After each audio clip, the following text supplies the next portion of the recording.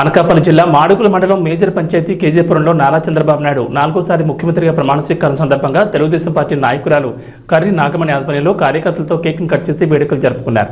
ఈ కార్యక్రమంలో తెలుగుదేశం పార్టీ నాయకులు కర్రి మల్లికార్జునరావు, కొట్యాడ రఘు, కోటి, శ్రీనాథ్, లక్ష్మి తదితరులు కార్యకర్తలు పాల్గొన్నారు. పాదాభివందనాలు. ఈ రోజు ఆనాడు అన్న నందమూరి తారక రామారావు పార్టీ స్థాపించినప్పుడు ఏ విధమైన భారీ మెజార్టీ ఇచ్చారో ఈరోజు ఫస్ట్ కేజీపురాన్ని హైయెస్ట్ మెజార్టీ ఇచ్చారు. మళ్ళీ ఈనాడు ప్రజల తీర్పు మారింది. ఆనాడులా ఈనాడు మా పరిపాలన ఉండాలని చంద్రబాబు నాయుడు గారు ఉండాలని ఇచ్చారు. ఫస్ట్ ఏంటంటే మన గ్రామం నుండి మెజార్టీ ఓటింగ్ లాస్ట్ ఇయర్ నుండి వచ్చింది. గత 2 సార్లు రాపోయిన కార్యకర్తలు, నిజమైన కార్యకర్తలు ఉన్నది మన కేజీపురం, నిజమైన అభిమానులు ఉన్నది మన కేజీపురం. నాయకుడు మన వెంట ఉన్నాడు కాబట్టి 15 ఏళ్ళ బట్టి శ్రీ రామానాయుడు గారు మన వెంట ఉండబట్టి మనం ఈ మెజార్టీ తెచ్చుకోగలిగాము. ఇంకోటి ఈ పార్టీని ఎంత మెజార్టీ ఇచ్చినందుకు మా నాయకుడైన నారా చంద్రబాబు నాయుడు గారికి పాదాభివందనాలు చేసుకుంటున్నాము. పార్టీని నిలబెట్టినందుకు పెట్టింది అన్న నందమూరి తారక రామారావు అయినా పార్టీని నిలబెట్టే నాయకుడు ఉండాలి కాబట్టి అది మా నాయకుడైన నారా చంద్రబాబు నాయుడు గారు చేశారు. ఆయన వెంట పోలిట్ బ్యూరో సభ్యులు ఆనాడు నుండి ఈనాడు వరకు ఉన్నవాళ్ళు, నిజమైన వాళ్ళు ఉండబట్టి ఈ పార్టీ నిలబడింది.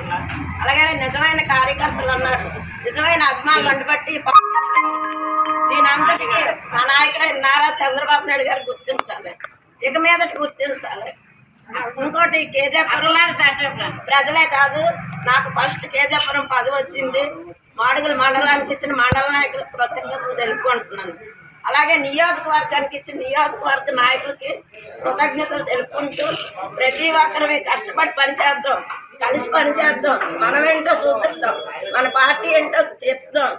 అందరూ అర్థం చేసుకొని ఆలోచించుకొని మన నాయకుడు సహకరించండి. గొడవలొద్దు, ధర్నాలొద్దు, దీక్షలొద్దు. ఒకరు చేసిన తప్పు మనం చేయకూడదు. మనమేంటో చూపించి మన నాయకుడు ఏంటో మనకి ఎన్నాళ్ళు కష్టపడి నాయకుడికి న్యాయం చేయాలి. జై తెలుగుదేశం.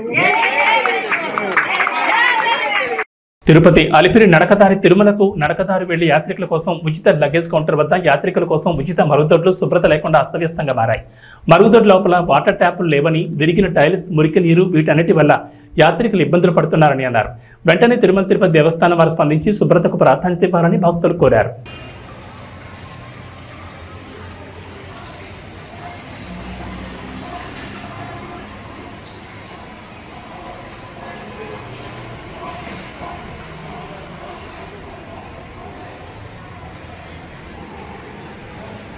ప్రజలు చట్టాన్ని అతిక్రమించొద్దని వెల్దుర్తి నూతన ఎస్ఐ సునీల్ కుమార్ పేర్కొన్నారు. మంగళవారం ఆయన స్థానిక పోలీస్ స్టేషన్లో విలేకరుల సమావేశం నిర్వహించారు.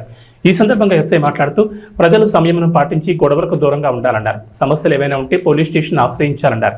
చట్టాన్ని అతిక్రమించిన వారిపై చట్టపరమైన చర్యలు తప్పవన్నారు. వెల్దుర్తి మండల ప్రజలందరూ కూడా నమస్కారం.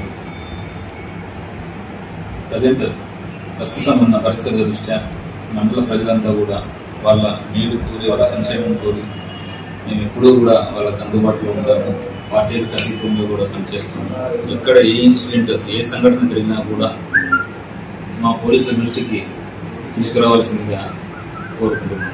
అంతేకాకుండా ఒకసారి జరిగిన దాన్ని తిరిగి మళ్ళీ చట్టాన్ని వాళ్ళ చేతుల్లోకి తీసుకొని ఏదైనా మళ్ళీ తిరిగి ఏదైనా చేసినట్టు చట్టం కఠినంగా శిక్షిస్తుందని మూలంగా మీ అందరికీ కూడా తెలియజేస్తున్నాం. గన్నవరం గ్రామం సమీపంలోని జాతీయ రహదారిపై భారీగా బుధవారం వాహనాలు నిలిచిపోయాయి. రాష్ట్ర ముఖ్యమంత్రిగా నారా చంద్రబాబు నాయుడు ప్రమాణ స్వీకార వేదిక వద్దకు చేరుకునేందుకు వేలాది వాహనాల్లో నాయకులు, కార్యకర్తలు, అభిమానులు తరలివచ్చారు.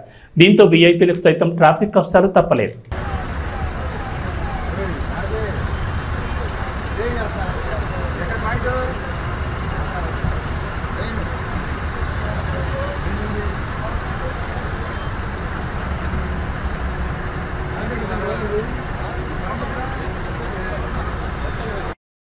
గిద్దలూరులో చిన్నపాటి వర్షానికి రోడ్డుపై మురుగునీరు చేరుతోంది. ఇష్టారాజ్యంగా డ్రైనేజ్పై ఆక్రమణలు కట్టడం ద్వారా వర్షపు నీరు డ్రైనేజ్ ద్వారా ప్రవహించడానికి మార్గం లేక రోడ్లపై చేరుతోంది. మురుగు వర్షపు నీరు రోడ్లపై చేరడంతో ప్రజలు తీవ్రమైన ఇబ్బందులు గురవుతున్నారు.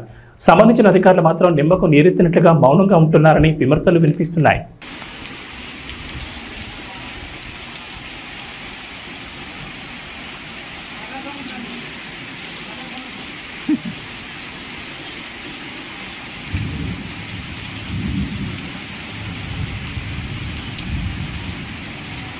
కాంగ్రెస్ పార్టీ జాతీయ కార్యదర్శి హిందూపురం అడ్వకేట్ బిర్రు సంపత్ కుమార్ హత్య కేసును 13 రోజుల్లోని వన్ టౌన్ పోలీసులు ఛేదించారు.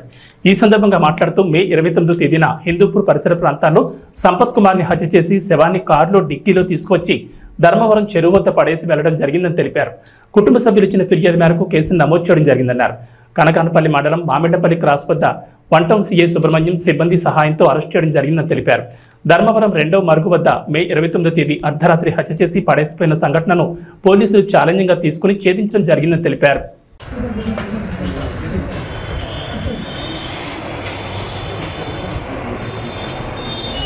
తెలంగాణ ఉపాధ్యాయ అర్హత పరీక్ష ఫలితాలను సీఎం రేవంత్ రెడ్డి విడుదల చేశారు. మొత్తం 2,86,381 మంది అభ్యర్థులు ఇందుకోసం దరఖాస్తు చేసుకున్నారని అధికారులు తెలిపారు. పేపర్ 1 పరీక్షకు 85,996 మంది అభ్యర్థులు హాజరు కాగా 57,725 మంది ఉత్తీర్ణులయ్యారని పేర్కొన్నారు.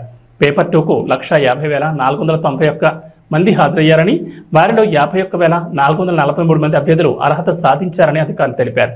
ఈ సందర్భంగా అభ్యర్థులకు ఉపశమనం కలిగించేందుకు రాష్ట్ర ప్రభుత్వం కీలక నిర్ణయం తీసుకుంది. టెట్ 2024లో అర్హత సాధించిన వారికి వచ్చే టికెట్కు ఉచితంగా దరఖాస్తు చేసుకుని వెసులుబాటు కల్పించింది. అదేవిధంగా ఇప్పుడు అర్హత సాధించిన వారికి ఒకసారి ఉచితంగా డిఎస్సీకే దరఖాస్తు చేసుకునే అవకాశాన్ని ప్రభుత్వం కల్పించింది. కాగా డిఎస్సీ ద్వారా 11,062 ఉపాధ్యాయ పోస్టుల భర్తీకి తెలంగాణ ప్రభుత్వం నోటిఫికేషన్ విడుదల చేసిన విషయం తెలిసిందే. రవితేజ శ్రీలీల కాంబినేషన్లో వచ్చిన ధమాకా ఒక రేంజ్లో వసూలు సందడి చేసింది. రవితేజ అభిమానులను హుషారెత్తించింది. మళ్ళీ రవితేజ నుంచి అలాంటి సినిమా వస్తే బాగుంటుంది, మళ్ళీ రవితేజ శ్రీలీల కలిసి కనిపిస్తే కనువిందుగా ఉంటుందని అంతా అనుకున్నారు. అలా అనుకున్న వారి ముచ్చట దాదాపు తీరిపోయినట్లే అనుకోవాలి. ఈ ఇద్దరి కాంబినేషన్లో ఒక సినిమా సెట్స్ పైకి వెళ్ళింది. ఈ రోజున ఈ సినిమా పూజా కార్యక్రమాలు జరుపుకుంది. రెగ్యులర్ షూటింగ్ కూడా మొదలెట్టేసింది. కెరియర్ పరంగా రవితేజకి ఇది 75వ సినిమా. సితార నాగవంశీ, సాయి సౌజన్య ఈ సినిమా నిర్మిస్తున్నారు. ఈ సినిమాతో దర్శకుడిగా భాను భోగవరపు పరిచయం అవుతున్నాడు. మాస్ యాక్షన్ జోనర్లో ఈ సినిమా రూపొందనుంది. కంటెంట్కి ఇచ్చిన కామెడీ టచ్ కూడా గట్టిగానే ఉంటుందని అంటున్నారు. ప్రస్తుతం ఇతర తారాగణం ఎంపిక ప్రక్రియ కూడా నడుస్తుందని చెప్తున్నారు. భీమ్స్ సంగీతాన్ని సమకూరుస్తున్న ఈ సినిమాను సంక్రాంతికి విడుదల చేయాలని ఆలోచనలో ఉన్నారు. తెలంగాణకు హైదరాబాద్ వాతావరణ కేంద్రం అధికారులు రెయిన్ అలర్ట్ జారీ చేశారు. నైరుతి రుతుపవనాల ప్రభావంతో వర్షాలు కురుస్తాయని చెప్పారు. నేడు 13 జిల్లాల్లో భారీ వర్షాలు కురుస్తాయని హెచ్చరికలు జారీ చేశారు. ములుగు, భద్రాద్రి కొత్తగూడెం, మహబూబాబాద్, నిజామాబాద్, రాజన్న సిరిసిల్ల, కరీంనగర్, జయశంకర్ భూపాల్పల్లి, వరంగల్, హనుమకొండ, వికారాబాద్, సంగారెడ్డి, మెదక్, కామారెడ్డి, సిద్దిపేట, రంగారెడ్డి, మేడ్చల్, మల్కాజ్గిరి జిల్లాల్లో భారీగా వర్షాలు కురుస్తాయని చెప్పారు. ఈ మేరకు ఎల్లో అలర్ట్ జారీ చేశారు. ఏబీ బులెటిన్ విశేషాలు. నమస్కారం.